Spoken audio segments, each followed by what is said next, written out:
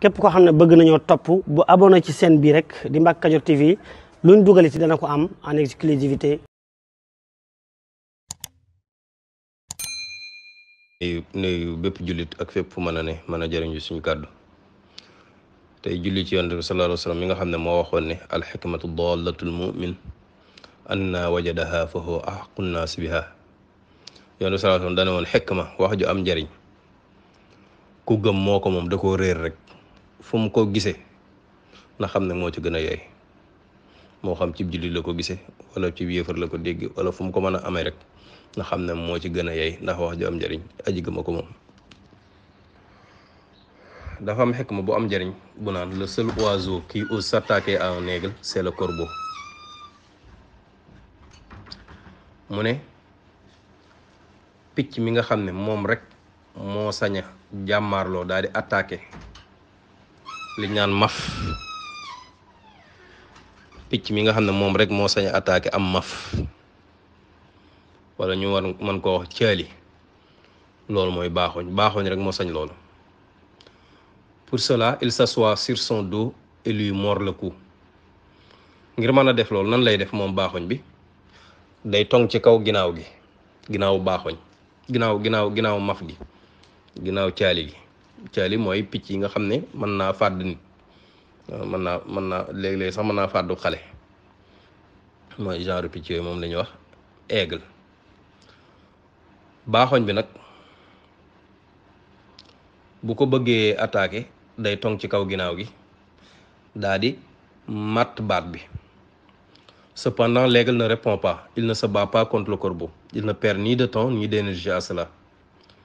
bu ko defee nag moom caali mi moom maf mi du ko wuyu du jéem a xeex ak moom ndax day bañ a yàq temps day bañ a yàq kàttanam da koy bàyyi rek. Il ouvre simplement ses ailes et s'élève de plus en plus haut dans les cieux. waaye ni mu def mooy day bàyyi ay laafam rek di gën a jëm kaw di gën a jëm asamaan. Et plus il vole haut, plus il est difficile pour le corbeau de respirer. In fine, le corbeau tombe à cause du manque d'oxygène.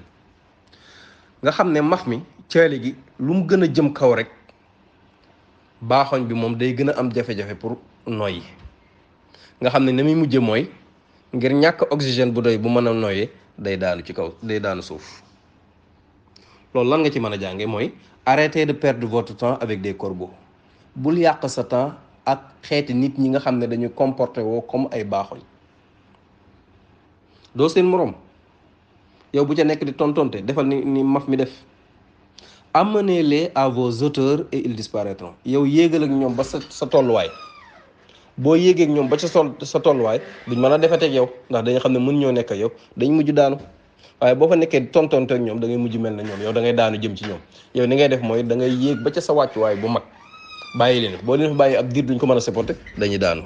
kon ñu mel ne ay baaxoñ bul tontonte ak ñoom yow melal ni nga mel rek toog foofu bu yàggee ñoom ñooy wàcc.